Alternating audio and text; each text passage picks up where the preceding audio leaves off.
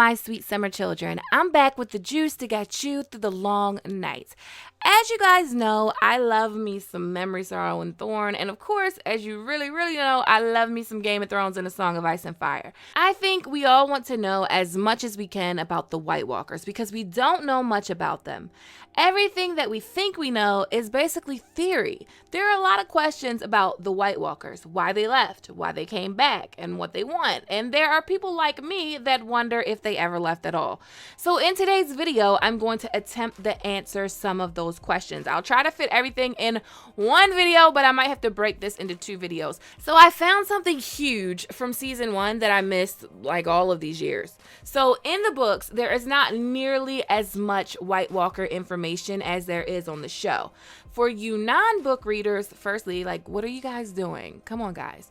No, but just to let you know, the books haven't gone further than this.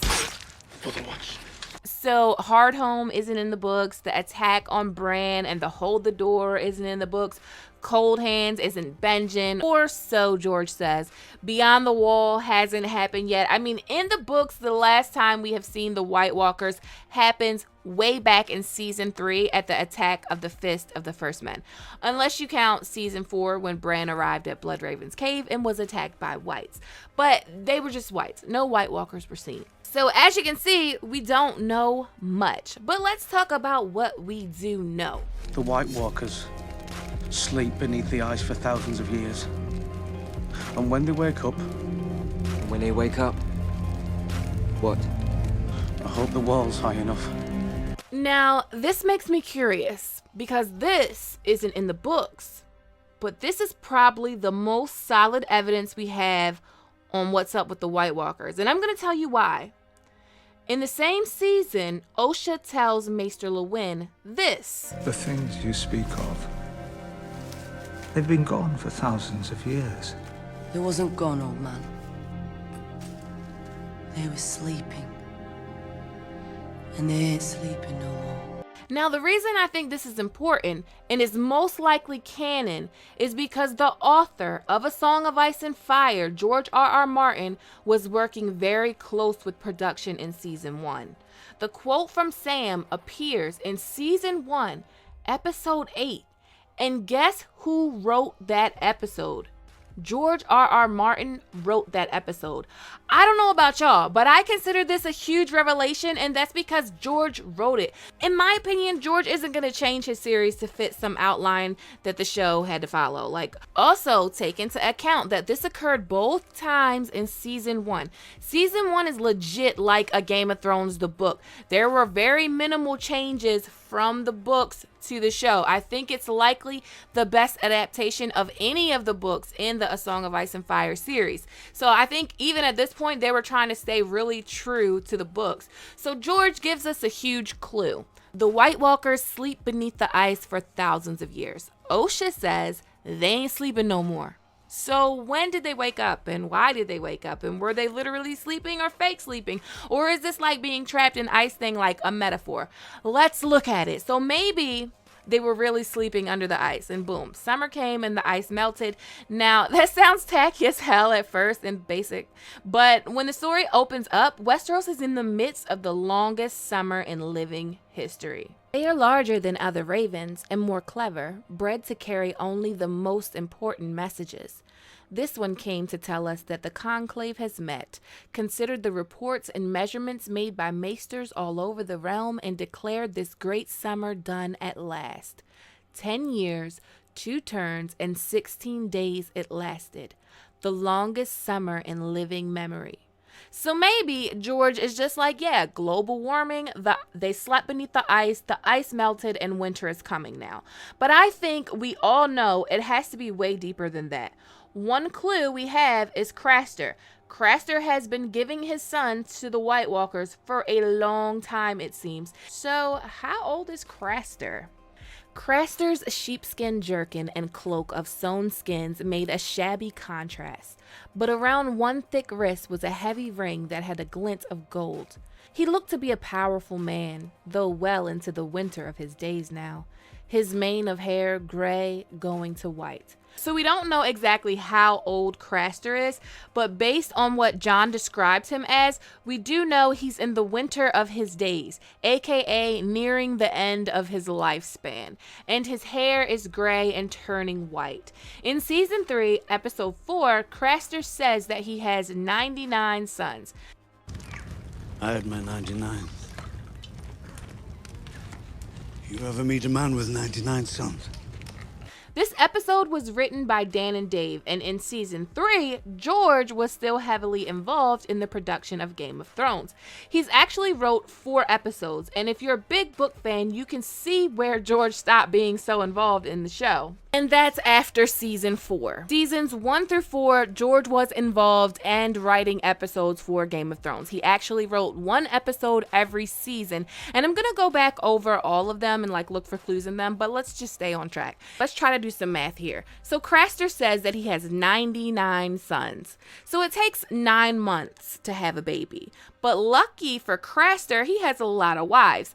In the books, when John talks to Gilly at Craster's Keep, she says that Craster has 19 wives. So if all of those 19 wives had a baby every 1 year and miraculously they were all boys, in 5 years, Craster would accumulate 95 sons. But we know they aren't always boys. They are sometimes girls. So 99 doesn't seem like an inflated number.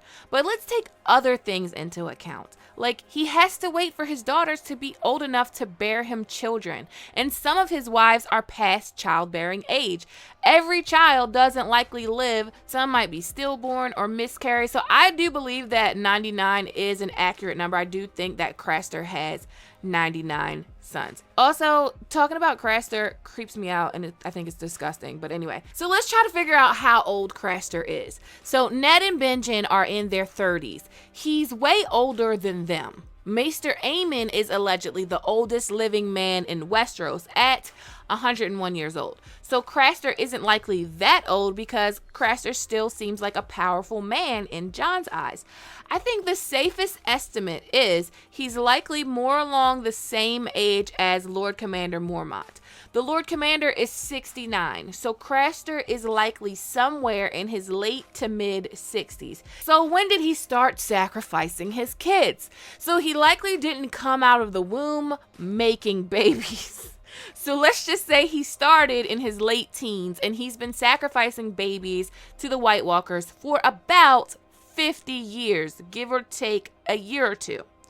Well, that's kind of interesting. So when I was doing the math and I came up with this number, I was actually kind of blown away at where I ended up here. So 47 years ago, something happened that plays a big part in today's story. And this is around the time that, according to my math, that Craster would have been starting to sacrifice his sons. So 47 years ago, in the year of 252 AC, the Lord Commander of the Night's Watch, Brynden Rivers, went missing. Bloodraven would rise to become the Lord Commander of the Night's Watch in 239 AC, serving until his disappearance during a ranging beyond the wall in 252 AC. I think this is so important because Brynden Rivers is Bloodraven, or the Three-Eyed Raven, and it is him who teaches Bran all of his new gifts. The fact that he went missing beyond the wall means he actually became the Three-Eyed Raven, but none of this is necessary unless the White Walkers are already there and the Children of the Forest see that something is coming that's going to ignite them into a full-scale attack on Westeros. So we know the White Walkers are there in some kind of fashion because people are doing things that people would do if the White Walkers were there. There are records of the Children of the Forest giving the Night's Watch 100 dragonglass daggers every year. The Wildlings are burning their dead. Every faction of Wildlings are also trying to collectively come together. Mance didn't make this happen overnight. The Great Wildling Army took years of planning and fighting. Mance had spent years assembling this vast plotting host, talking to this clan mother and that Magner, winning one village with sweet words and another with a song and a third with the edge of his sword. making peace between Harma Dogshed and the Lord of Bones, between the Hornfoots and the Night Runners, between the walrus men of the frozen shore and the cannibal clans of the great ice rivers, hammering 100 different daggers into one great spear, aimed at the heart of the Seven Kingdoms. So we know that Mance was massing his army. It took him a long time to do it, and it wasn't really to go to war with the Seven Kingdoms. He really wanted safety behind the wall, but he was willing to fight the White Walkers, but he really wanted safety from the White Walkers. We're not here to conquer. We're here to hide behind your wall, just like you. And we both know that winter is coming. Also, in the prologue, when we see the White Walkers attack Waymar Royce, this is our first time seeing them as the reader. But if you pay attention, you will see that Garrett already knows that they exist. Garrett is one of the rangers that accompanies Will and Waymar on arranging beyond the wall. Garrett had spent 40 years in the Night's Watch, man and boy, and he was not accustomed to being made light of. So Garrett is giving them all kinds of warnings. We should turn back, we should go, something isn't right, it's too cold. Waymar ignores him, but Garrett is the most seasoned ranger amongst them. So Lord Commander Mormont can't even believe that Garrett would desert his post, like he can't even fathom it. He's like a veteran of 1,000 rangings. But it's this exchange between Waymar and Garrett that lends credence to the fact that Garrett already knew that there were White Walkers in those woods. Garrett dismounted.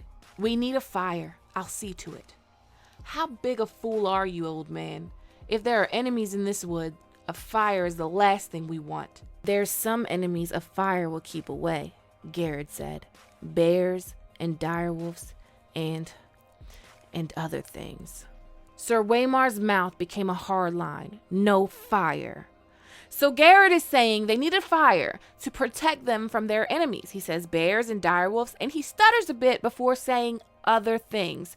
We know what those other things are because they don't light a fire and those other things come and kill them. He's likely talking about the whites because in the same episode that George wrote that I talked about earlier, Sam says this. Only fire will stop them. How'd you know that? I read about it in a book.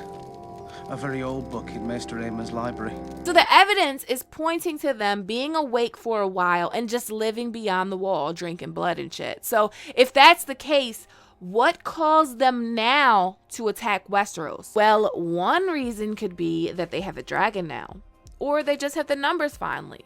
But what if it was all written in an ancient prophecy? So chew on that. Now that we have established that likely they were always there, in my next video, I will be cracking open why they now are attacking Westeros and everything that led up to it, including a huge clue from Memory, Sorrow, and Thorn that may have inspired George. But what do you think? As always, thanks for watching. Thanks to everyone that supports me on Patreon. If you like this video, please give it a thumbs up.